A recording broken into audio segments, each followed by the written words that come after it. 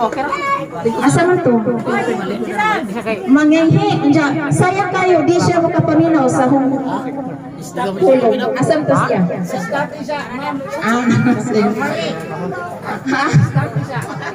Stop sa pa rin? Sige na. Kami na sa istoryahe. Okay, bitaw. Ngayon, taas ang imong mga Sira, Gerald na lang. Zay, paabot ang po nini. Kami sa G tulog jo.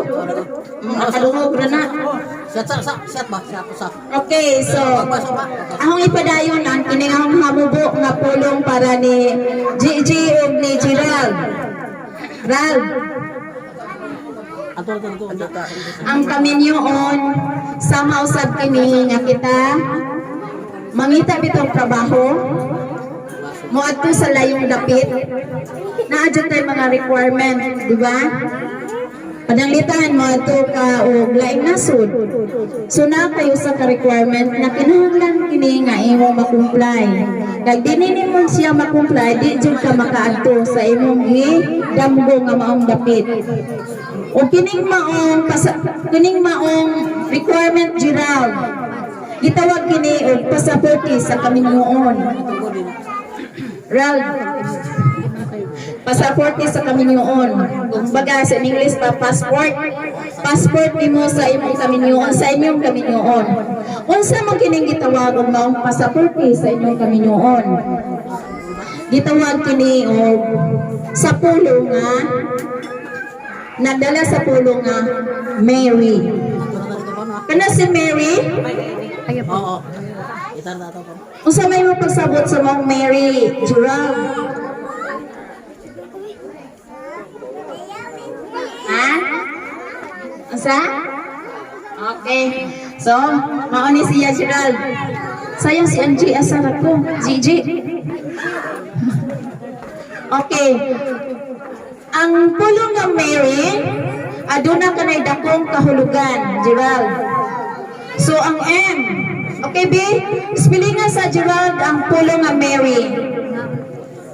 Mary, Mama Mary. Unsa man na siya, spellingan sa, pila na siya kalitra. Mary, ngalan, Mama Mary, pila kalitra. Okay, aduna siya 5 kalitra. Ang 5 kalitra, sa Mary, ang nag-una is, first letter is M. So, unsa man ang kahulugan sa maong M? Ang M nagkahulugan na Gerald o mutual understanding. So, unsa man kining mutual understanding? Okay, ang mutual understanding nagpasabot na Gerald o G nga aduna jud moy pag sinabtanay sa usag-usa. Kay kung wala ka mo'y pagsinabtanay sa usap-usa, dili magmalahugayon ang inyong kaminyoon. Dito sa Okay? Okay, Gerald? Angie? Okay, doon na mo'y mutual understanding. Bisan pa man sa kalisod o kalipay na inyong nag-ian diha sa inyong pagpuyo, aduna jud mo'y pagsinabtanay. Ikaduha, ang sa ikaduha nga litra sa Mary. Letter A. So, unsa man kining letter A? Nahahulugan kini o acceptance. So, acceptance means imo siyang sabton. Unsa man ang G ang nakuwang ni Gerald, imo siya, ikaw na mantigo mo, dugang. O ikaw po G, unsay ang Gerald, vice versa mo, o unsay nakuwang ni G, imo po siyang pagadugangan. So, sabta siya sa iyang pagka-asawa.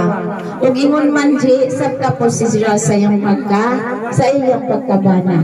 Kay imuha naman dyan ng bana.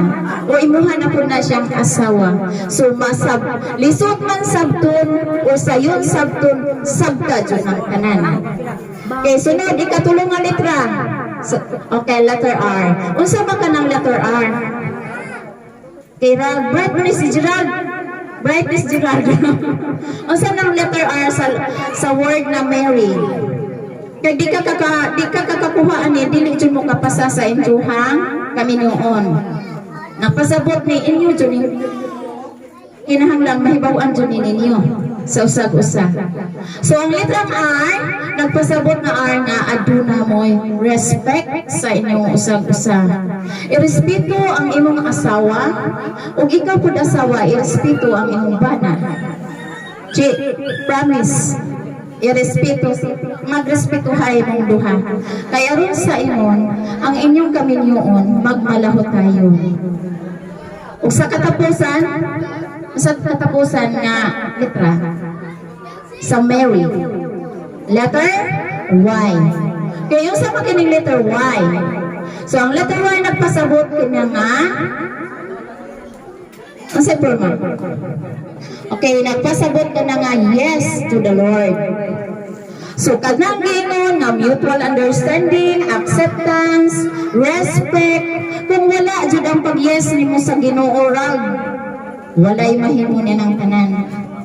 So, ang punto ko lang, pangitao na ang gingharian sa Ginoo rag diha sa inyong natad sa inyong kaminyo, diha sa inyong usag-usang nga kinabuhi.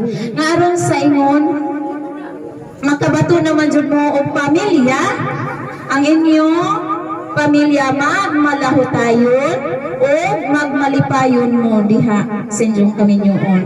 Kay kami usab kanan Gerald ug mga imong mga ginikanan o kining inyong mga sponsors karon, mga ninang ug ninong, kung kamo among makita nga malipayon, hapsay ang dagan sa inyong kaminyoon, kami usab malipayon.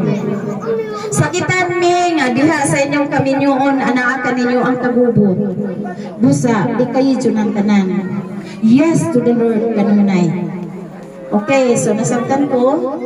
Okay, murag.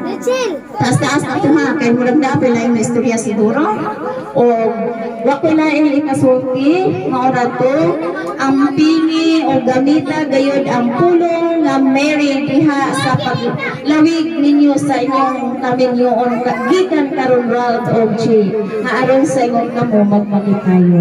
O sa makausap pa, congratulations sa inyong duha. You are so blessed. Ay, itadhana ka jud lang. Okay, murag maora ko daghan kayong salamat.